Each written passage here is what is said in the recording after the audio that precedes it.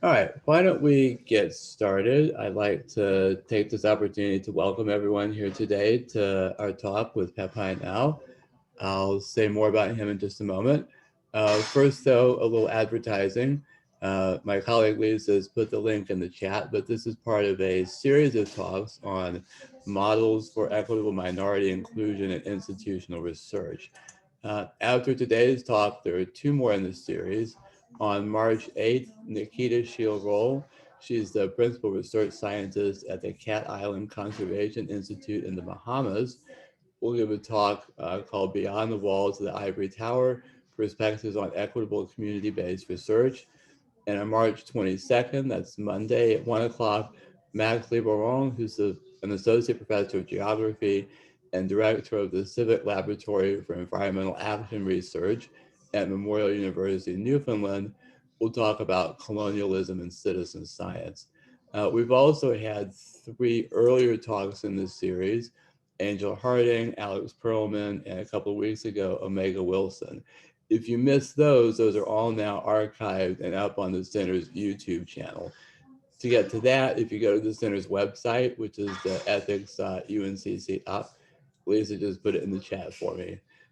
If you don't have the chat for some reason, go to ethics.uncc.edu, and there's a little YouTube icon on the upper right-hand corner of the screen. So those are up there if anybody wants to watch them. I should also say that the center is doing a series on disability this year. We had Rosemary Garland Thompson speak in the fall, and we have a couple of more talks on that coming up this spring. The most immediate one is Joel Michael Reynolds, who's an assistant professor of philosophy at Georgetown. We'll be talking on disability, speciesism, and the problem of dehumanization on February 25th. And there is a sign-up link for that talk on the center's website as well. And I invite everyone to attend that. Okay, so today we have Pepijn Al. He's a PhD student at the University of Western Ontario, although he's actually joining us today from Utrecht in the Netherlands, so one of the affordances of Zoom. And I'm going to, I think, turn the floor over to him so as to stop stealing his time. And then after the talk, we can have Q&A and I'll sort of help to moderate. All right, Pepijn, so thanks for joining us. Yeah, thank you.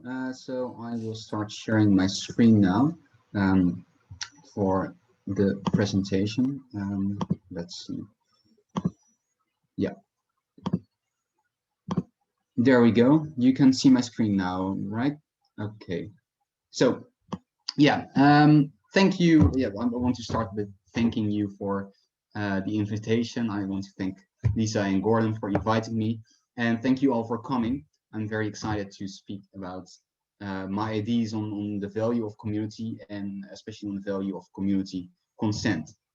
So that's what I want to discuss today. And in this talk, I want to answer three main questions. Firstly, the background, what is community consent? Secondly, the question of why communities are valuable. I think that's an important underlying question here to answer the third question of what justifies community consent. So these are the three questions I want to focus on in this talk. And I want to start to answer the first question by giving an example, by looking at a case of community consent. And this case is taken from the Nafrongo Health Research Center, which is a research center in the Kassana Nankana district of northern Ghana, which does research to epidemiological research and maternal and child health research, among other things. And Tindana and colleagues describe this consent process of that research center. And I want to focus on one specific part of their description in which they describe the community consent. So they state the following. The process of consulting leaders and household heads about any new activity in the community, including research, follows a long-established protocol. For example, the protocol for approaching chiefs involves paying respects to the chief and presentation of small gifts of cola nuts and a bottle of spirit. The research is explained to the chiefs, and then permission from the chiefs is to conduct activities in a community is given verbally. Similarly, household heads give verbal consent to approach individuals. Only after these steps have been completed may researchers approach individuals to invite them to participate in the research. So what Tindana and colleagues describe here is a consent process in which to enter a community, first permission is asked to the chiefs and to the heads of households. And this description or example of community consent is not does not stand alone. It's illustrative of other consent practices, for example, in Kenya or in indigenous community, and is part of the wider practice of community engagement, in which a partnership is made with the community in order to involve them in decisions about the research, both prior, during, and after the research. And community consent itself is not sufficient for such a partnership. It's not that community consent alone can establish such a partnership, and it's also neither necessary for a partnership. So it could be that engagement is done without asking consent, but it is ethically speaking the most interesting step, I think. And to understand why, we should look at the standard process of informed consent. So informed consent is or aims to protect autonomy. In research, in biomedical research, we think it's important that people have a decision over their own bodies, that they can govern their own lives, especially when the body is intervened upon without direct benefit, which is often the case in research. So the potential participants are asked informed consent to prior to be participating in a research. So traditionally, this involves a couple of steps. A doctor or researcher approaches a potential participant, and they disclose information about the trial, talk about with the potential participant about the opportunity or possibility of participating in the trial. Then the potential participant decides to give consent or not. Most often this is done by signing a consent form, and when they have given consent, they can participate in the trial. Community consent, however, introduces a step. Yeah, now we're back. So community consent, as I was saying, community consent introduces a step. So before individuals are approached individually, a community leader first gives permission to conduct the research within the community. So we can see that there is some tension here with individual consent. Another person decides whether a potential participant should be given a choice, to participate. And this is especially in tension with individual consent when this is done undemocratically, when one person decides for others whether the trial should be conducted within their community or not. And this tension has been captured by Pat and de Vries, who develop a more deliberative model of community engagement. And they say the following. In fact, some CE, community engagement activities, most notably traditional community meetings such as durbars, specifically draw on existing social hierarchy and traditional leadership structures to start a process of engagement. Where such local structures are characterized by norms where minorities are simply informed and generally do not have a say, consultations or shared decision-making using these structures will likely mean minorities are present but rarely speak. It seems untenable that in those cases, a principle for respect for cultures and community values would justify diluting these criteria for deliberation that we have outlined but we recognize that showing respect is important. So here, Pratt and de Vries describe this tension between their own model, which focuses on more deliberative and ensuring that everyone has an equal say, and on the other hand, respect for cultures. And I'm not aiming to solve this dilemma, but what I want to do here is I want to explain and explicate the reasons for respect for cultures. Why is respect for culture so important? Most importantly, why is community consent important for showing respect? Why should we follow these existing cultural norms or cultural structures in order to show respect to a culture? And to answer this, to explicate this, I think it's good to answer the underlying questions of why are communities valuable. So my answer to this question will be the following: that communities are central to our self-understanding, that they are important to and provide resources to which help us to understand ourselves. They help us to understand who we are, they help us in our identity, but they also help us in our autonomy, help us understand of what we value.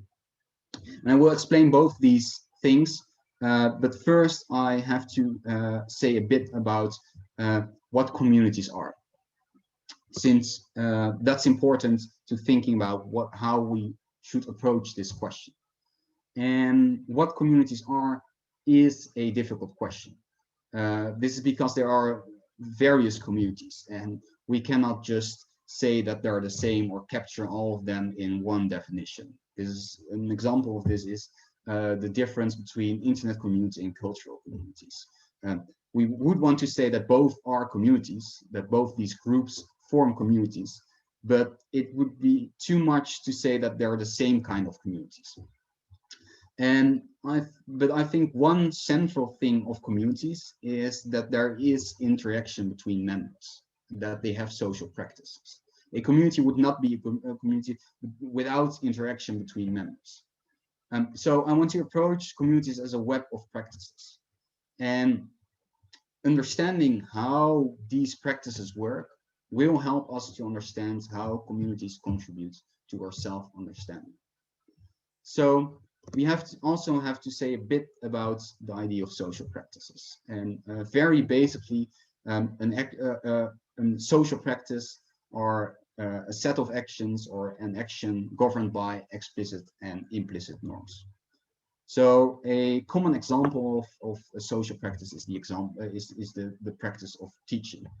And for teaching, there are, or in a classroom, there are a couple of explicit norms. So be prepared, be on time, but also implicit norms of behave respectfully towards each other and raise your hand when you want to speak.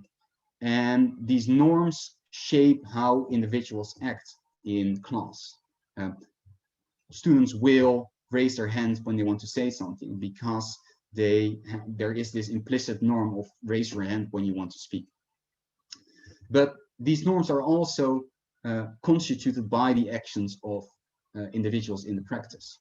If a group of students would stop raising their hands, or in Zoom would stop sharing their showing their camera, then other students will suddenly also become more compelled to do so. So the implicit norm of raising your hand when you want to speak will fade away.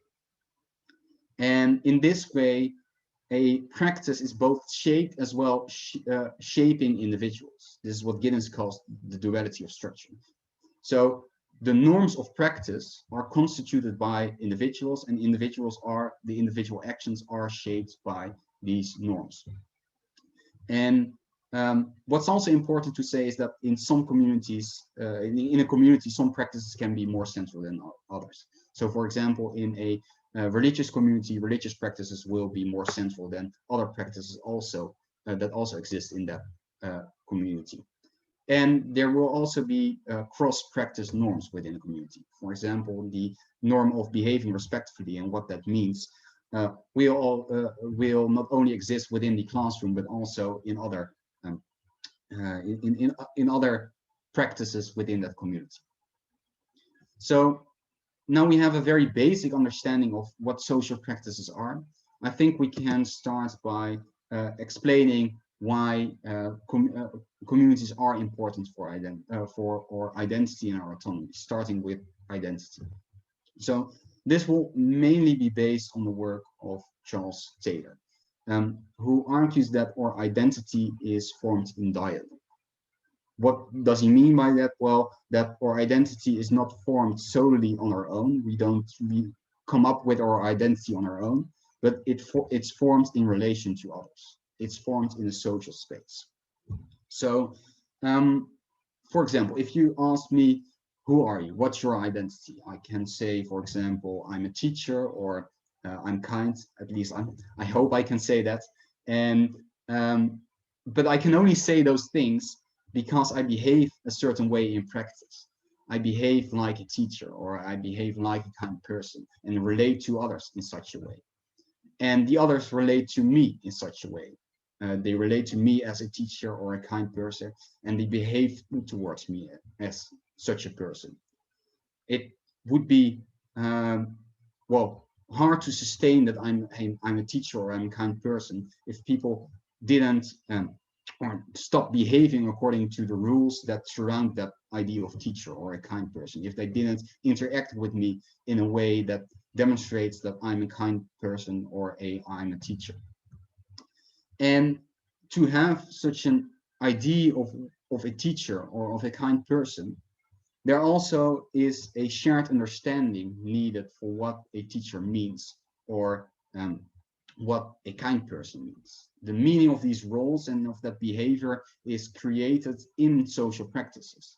It's constituted by practices and their norms. We only know what it means to be a teacher because we have certain rules around and norms around what a teacher does and how people behave towards a teacher. And those rules are constituted by the practices, by people acting in a certain way. If teachers would stop acting in one way and start acting in another, the meaning of what it means to be a teacher would change. So in this way, these practices and the norms they create are important for the shared understanding and the meaning of your identity. And similarly, communities are important for the identity of community members. It's important for them to know what it means to be a member of a community, and also for what it means to have a certain role, for example, a community elder within that community. To say that I'm an X, we need this shared understanding, which is created by the practices of that community. So in that way, the community is valuable for the identity of community members. It's important to have this shared understanding created within the community by the social practices for the identity of community members. So secondly, the value of autonomy. And this is also based on Charles Taylor, but also very much based on the works of Will Kimlicka. And he argues that to become autonomous, to being able to make choices over your own life and to decide for yourself what kind of life you want to live, what kind of person you want to be, we need a context of choice. We need a context in which different choices, valuable options are presented to us, presented as valuable, in which we can become aware and acquainted of what would be valuable options and start our own reflection. In his words, it's only through having a rich and secure cultural structure that people can become aware in a vivid way of the options available to them and intelligently examine their value.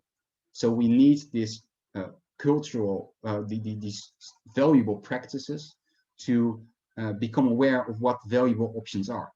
In this way, the community practices are important to become autonomous.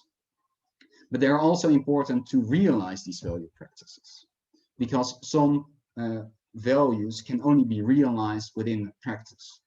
For example, I can value behaving respectfully towards each other, but that is only something which can be realized within a social practice in which people have this idea of what it means to be respectful towards each other, and in which people actually behave in such a way. So in this way, communities are important for autonomy, to become autonomous and to realize certain values. And this point is especially important when we look back at the idea of informed consent. Since informed consent is, it aims to achieve this or protect our autonomy. But if communities and community practices are important for autonomy, this should also be taken into consideration when we want to protect the autonomy of people. So to summarize, I've argued that the value of communities is that they are important for our identity by constituting a shared understanding needed to make sense of our own identity, and that they present and create valuable options which are needed to become autonomous and to realize certain valued options, and therefore are important for self-understanding. So the question then is, how does this justify community consent? Why is community consent justified? And I want to argue that this self-understanding could be undermined by standard informed consent. So I will do so by pointing out a couple of examples of people or indigenous community and things that members of indigenous communities have expressed. And this is not to show that this is a view shared by all or necessarily shared within indigenous communities, but to outline that there could be a tension or a conflict between a informed consent practice which focuses only on the individual, and the self-understanding that is implicit in certain practices. I want to start with something in Inuit Métis elder states in the research of Bull. And that elder says, I am one man, one Métis man who is connected to the universe in many ways. I am connected to my past by my relations with the grandmothers and grandfathers. I'm connected to the future through my children and grandchildren. I do not stand alone in this world. I am merely one small element that is tied to the water, land, sky, and wildlife. I am part of the environment, and the environment is part of me. We cannot separate ourselves from that and assume that we can make it in this life. So what we see here is someone who expresses a conception of the self in which the elder is related to his children and grandchildren and other grandmothers and grandfathers, so to other generations, and sees himself as related to the environment, which is far more a relational conception, a far more connected conception of the self than one that is implicit in a informed consent practice, which solely focuses on the individual, in which the individual has to make a choice alone. So in that way, it would be banned to impose a conception, an informed consent process that only focuses on the individual and implies a more individualized conception of the self and of decision making. And this same tension can also be seen in practices, which also imply other ways of thinking about decision making and about the self. So, for example, a leader of an indigenous community in the Fitzroy Valley in Australia states explains the importance of elders and the role of elders within that community. So this leader says, elders, they are the driving force behind the community. They have more knowledge than anyone. They are the keepers. They hold everything together. All ladies, all men, they need to be involved. And this is similar to what other community leaders expressed in the same paper. And What this shows is the importance of the elder within the community, which is apparently an important role, of course.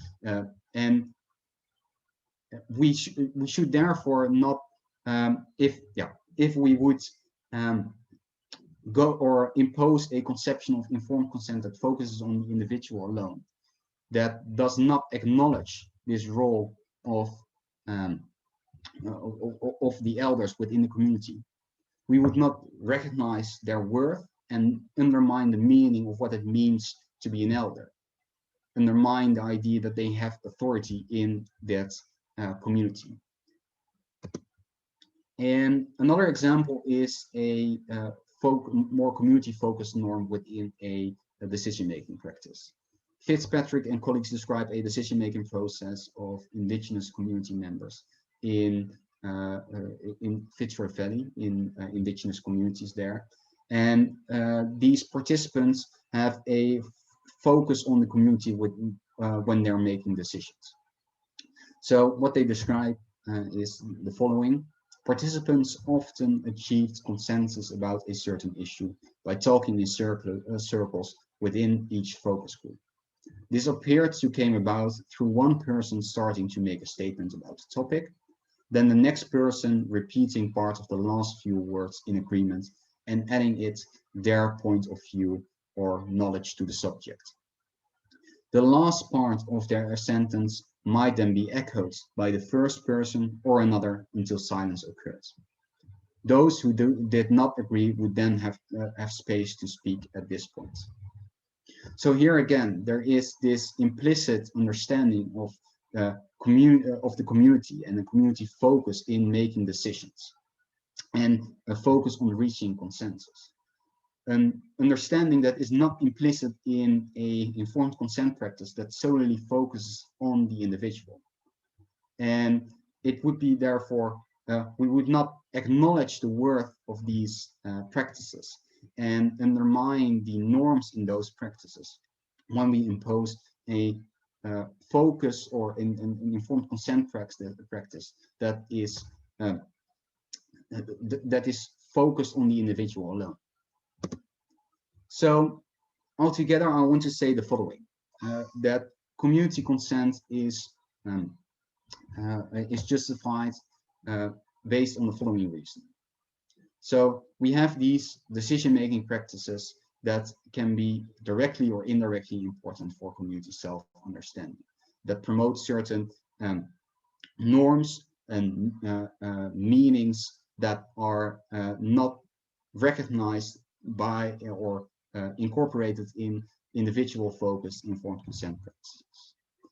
And ignoring or overruling these practices could undermine or disrupt these practices. As I said, it could impose an individualistic norm or ignore existing norms and thereby not recognizing both the meaning and the worth of these practices. And when we look back at the idea of that some practices can be more important than others, it could also affect other practices. And because of the harms this could cause, there's a strong reason to align the consent process with existing decision-making practices. And often this will involve community consent, asking permission to the cultural authorities within a community. So what then are the practical implications of this view? I have argued for two conditions for community consent. Firstly, that the practices or decision-making practices are incompatible with individual informed consent alone, with a focus on just individual consent. And secondly, that these practices are central to the community in such a way that they are important for the self-understanding of community members. And there is a shared responsibility for researchers and community members to see whether these two conditions are met. Researchers have a duty to minimize harm, and community members will be most knowledgeable about what kind of practices are important for a community and how they differ from standard informed consent. If these two conditions are met, community consent should be asked if that's one of the practices that is important for the community. And since such norms can only upheld collectively, no permission means no research, and that's applicable to the community as a whole. And an additional condition is that the decisions of community leaders should be explained to the community. This makes sure that decisions are in line with the will of community members, and it fosters trust between community members and authority figures. Of course, this should be done in an appropriate way, a way that is appropriate to the community. And finally, it should be emphasized that this idea of community consent does not replace individual informed consent. The reasons to protect autonomy are still very strong, and we should not overrule individual informed consent. But I think there are strong reasons here to complement informed consent with community consent if these conditions are met. So finally, there are some further questions, and one thing that is important to emphasize here is that this the reasons given here are only a prima facie justification for community consent, meaning that it could be overruled by other considerations. And an important one is when communities practices are deeply oppressive. In such cases, we might think that the oppressiveness and not supporting or legitimizing these oppressive practices is more important than asking for community consent, and more important than the reasons of or the value of self-understanding and the value of community outlined here. In those cases, it might be that it's best to not conduct the research, or when the research is very valuable, to conduct the research without community consent. So the reasons and the justification given here for community consent could be overruled. But I think there is a very strong justification given here, and it should be carefully balanced against these other reasons. So further questions remain to be asked, and there are just some limitations to this argument and to my research here. One question that arises from the discussion I outlined just now is the question, when are community practices deeply oppressive? Other questions that could arise are what if there are illegitimate decision-making structures, and how do we recognize that a decision-making structure is illegitimate? Should we still follow these structures? And another question is, still difficult question, is the question of who is part of the community. So on behalf of whom is community consent given? But looking back at the concerns of Pat and de Vries, and at the example given at the beginning, I think there is a strong reason to follow these existing community structures, and that this is indeed a good way and an important way to acknowledge these structures, and that and respecting the culture of a community, and that respecting this, or that there are strong reasons for doing so. So before I close, I want to just point out my references for the quotes I used in this presentation. For a more complete reference of all the references used in this presentation, or in the background of this presentation, and used in my research, you can find those in my paper, which is, I think, also posted on the site. So thank you very much for your attention. I'm looking forward to your questions. Okay, great. Thank you very much. Yeah, I see applause things in the chat. I think I'll just let people volunteer to ask questions. You can raise your hand, or we're a fairly small group. If you want to unmute yourself and start talking, that's okay too.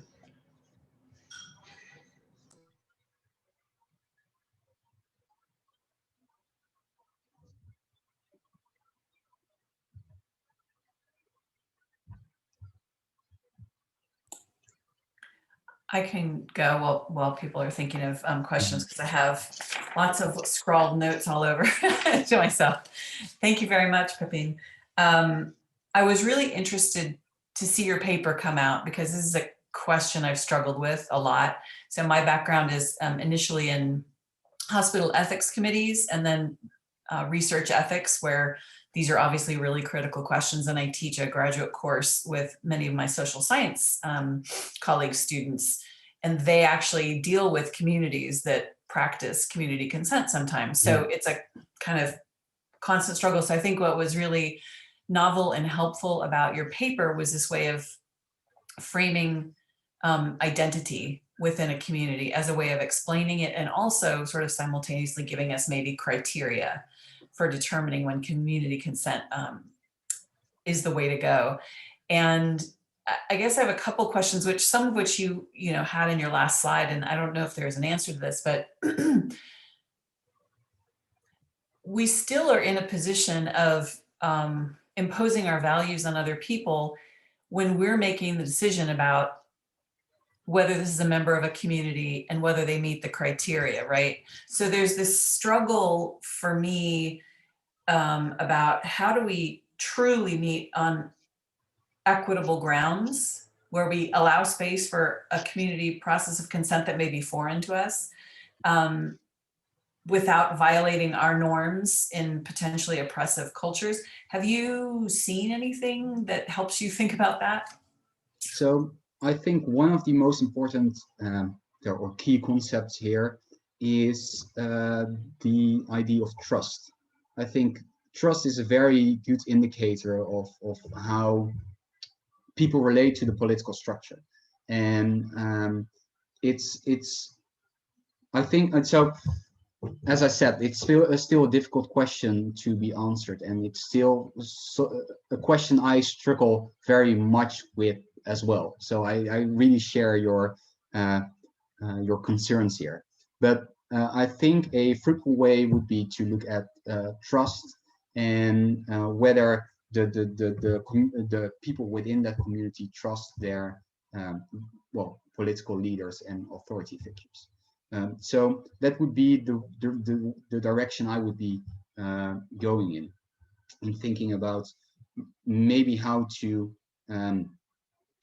how to go about answering this question. At the same time, we should just acknowledge that there is a tension, which is not something that just goes away. So it will be balancing certain values and harms. So yeah, in that way, the tension will not necessarily go away. I think just a quick follow-up of that, it also points out to me the difference between, apologize for my dog, the difference between encountering in a hospital setting. So the typical bioethics case is the family from pick your country, right? They're from another culture, and they say, please don't tell mom she has cancer. That's not what we do in our culture. And the doctor at the bedside has to decide, what do I do? That's very different. Although you have a chance to build trust with the doctor, that's very different from a protracted relationship between researchers and a community, where the trust that you're pointing at would be much more important and possible. Yeah, sure, certainly. Yeah, I have a follow-up actually about the trust issue. Strikes me as very important for another reason, which is that we share information only with those that we trust.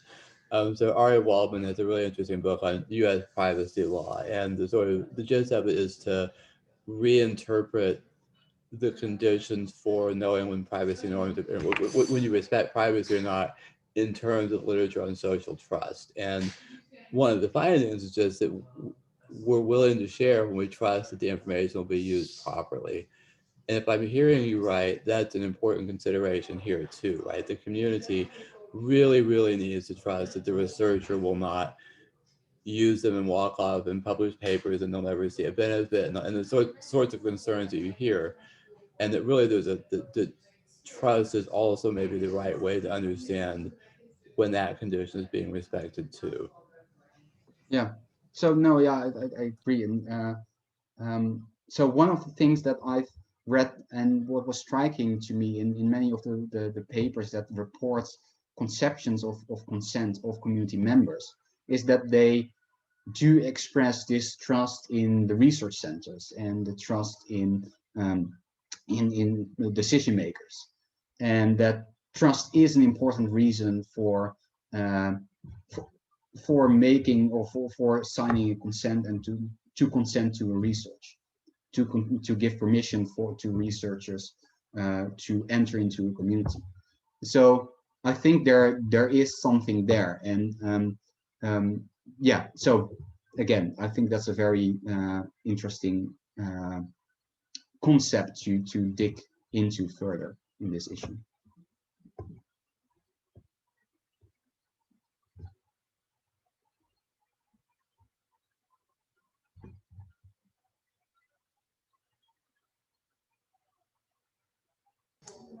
So I'll just highlight a comment that Lisa added to chat because I think it's important, which is that this also helps to understand why communities are developing their own institutional review boards, right? In order to approve research for their own community, they want to make sure that they have people making the decisions that they trust. I hope I'm interpreting that right, but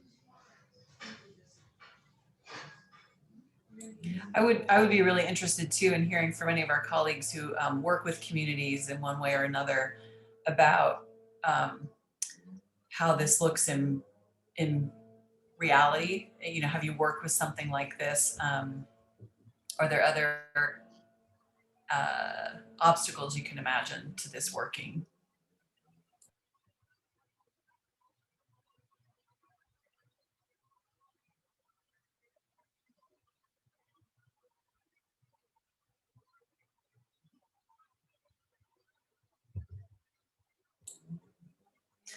And I can jump in with another question while we're waiting. I have a colleague who's Chinese, teaching in Hong Kong, educated in the States in bioethics. And this has given him a really interesting perspective on autonomy versus community decision-making. And he's actually started to develop a sort of Confucian approach to these kinds of questions. And he talks about family decision-making. And so reading some of this work, I kind of started to understand this ontologically, that is in the sense of what there is and how it's divided up into units in the world, right? And that somehow what is at the basis of some of these arguments is that ontologically the family or the community is an indivisible whole in a different way than we usually think of an individual person being indivisible, right? So that his argument was similar to what you've highlighted from Kimlicka and Taylor, for example, that you aren't who you are absent this group around you, whether it's community or family. And so they need to help you make a decision. And it is a real challenge to the Western way of approaching autonomy, that we just insist that someone has to make a decision. And the one thing that was helpful in the clinic and the hospital is people don't have an obligation to make autonomous decisions. They just have the right to if they want to, right? And so you can ask someone, what's your decision? They might say, I'm going to give that over to someone else to make a decision, right? And they are not obligated to say it on their own. So that's an interesting piece that might fit into what you're saying as well. Yeah, yes, certainly. So I think first you're absolutely right that we sometimes I think we have a too individualized idea about autonomy. I'm very appealed by the feminist theory of autonomy, the relational autonomy, in which autonomy is relations are very important for making autonomous decisions. So yeah, I think you're absolutely right about the too westernized way, and that community is indeed in the same way important for you to make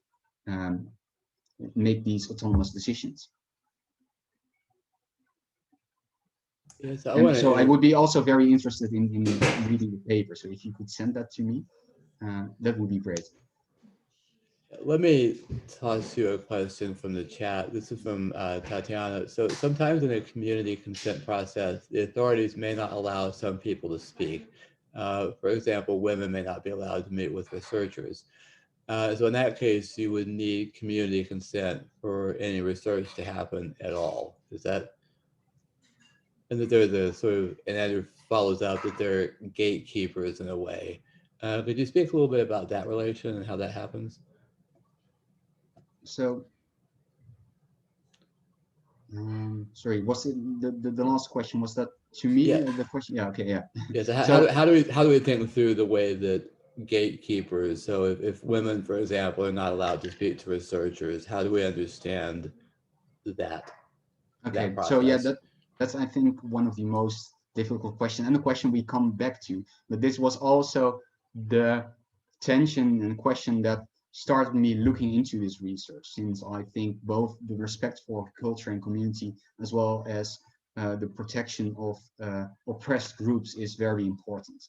And so in this case, and I think indeed I said a bit about the different considerations that come into play in such cases, where you have, I think it should be a balance of different considerations. So on the one hand, we have the importance of community and of the community practices. In the other, we have the harm that could that oppressed practices could do. And finally, we should also look at the value of the research, especially the value of research could have for the oppressed groups. So one thing that might be, well, we can imagine different cases. In one case where the value of the research isn't that high, and the oppression is very harmful, we might say, as researchers, in the role of researchers, we are not going to conduct research here because we don't want to support and legitimize these oppressive structures. In other cases, it might be that, well, the only way to conduct research here is asking community consent, and this research is especially important for those women, those oppressed groups. Then in the end, the decision might fall, okay, we don't agree with these structures, but the only way in which we can help as researchers help this group, or best help this group, is by asking community consent and conducting the research. That might be the answer there. So it depends a bit on these different considerations and how they balance out, I would say. Is that an answer to the question? I think that there's a really nice follow-up also from Sharon. In many Black communities, the autonomy is delegated to a trusted family member or son, daughter, etc. So respect for autonomy would need to include the right to delegate decision-making. And maybe that's what you were speaking of in the case of, you know, women in communities who have to go through some sort of gatekeeper, that this is really a, if we want a Western way of thinking about it, is a delegation of autonomy in some sense. So here again, I'm coming back to this topic, but here again, I think trust in when delegating a decision for consent, one of the most important ways is, or most important things there, is that you can that you do trust the ones that or the people that make that decision, and that those people are indeed trustworthy. So one way to still preserve the autonomy of the people consenting, or the autonomy of the people for which is consented for, and preserve that the decision made is indeed in their interest, is by making sure that the people deciding are indeed trustworthy, that they take the will of the potential participants in account, and that they that they are indeed trustworthy people, and that could be by, for example, transparency or other structures in which we ensure trustworthiness. But again, here I think in delegating a decision to someone else, trust is again essential.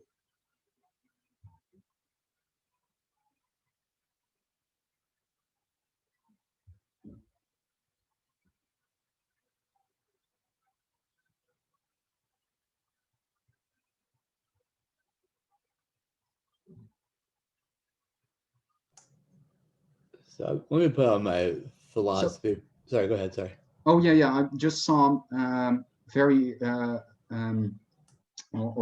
just very quickly on the point from Andrew Harvey of the role of gatekeepers.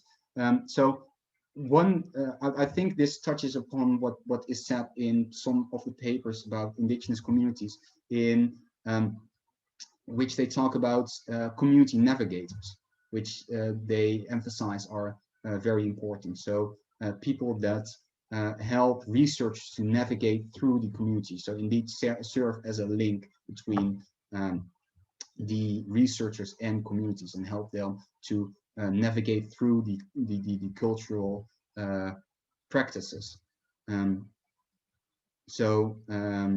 Yeah, I think that's a very good point.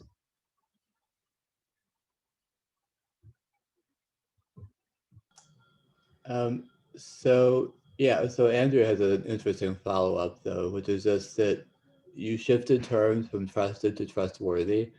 And so how do we think about that? That's a really important distinction, I think.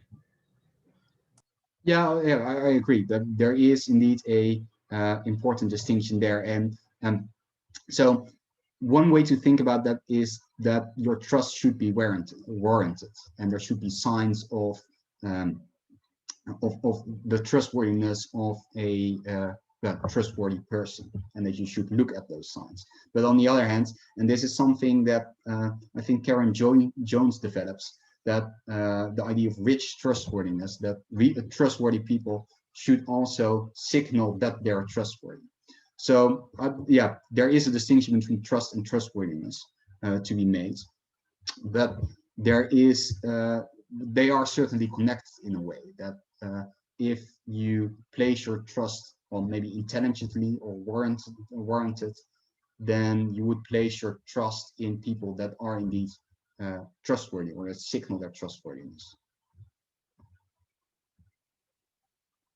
And an important question then would be, how do we promote or help people to place their trust in trustworthy people, and how do we promote trustworthiness?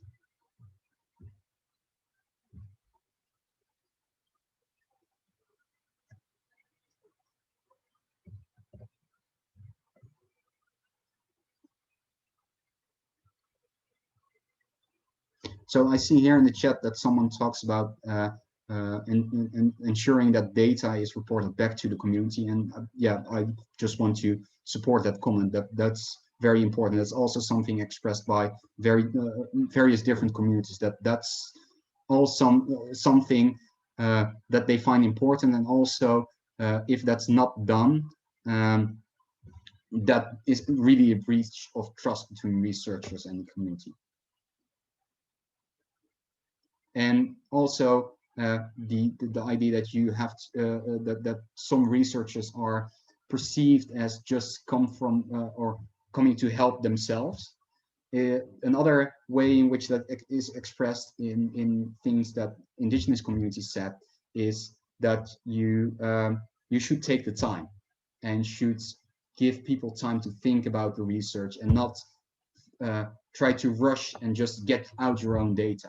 So that's another way in which respectful behavior towards the community is important, and giving them the time to think about the research. So yeah, really developing a partnership with your communities. And one thing that which is very nice about the center I mentioned in the beginning, is that they are there for the long run, that they really develop this partnership with the community and are staying there for a long time. And that seems to me the most ethical way of doing this, is really developing a long-term partnership with the community, and not just going in and out for your data.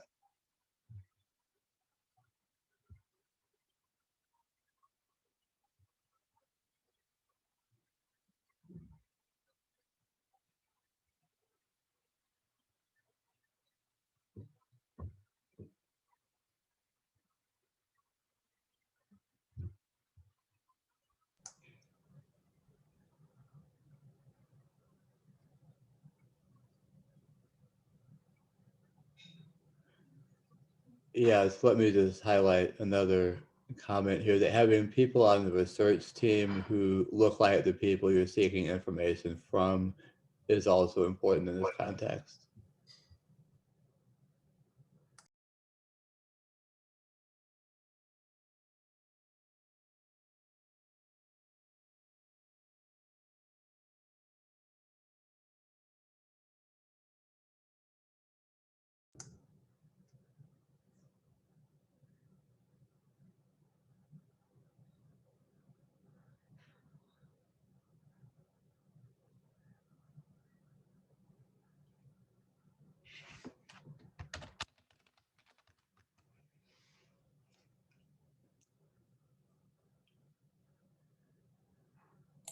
Pepijn, are you there? I think we may have been experiencing an imperfection in transatlantic Zoom. Oh, there he is. Who's back? Sorry, my internet just blew up, but I'm back again. I think. It's a regular event for those of us who have Zoom schooling. I have to say, you handle it much better than my 9-year-old does, so thank you. Do we, so I wanted to ask if anybody else had any more general questions. We're sort of running up near our allocated time.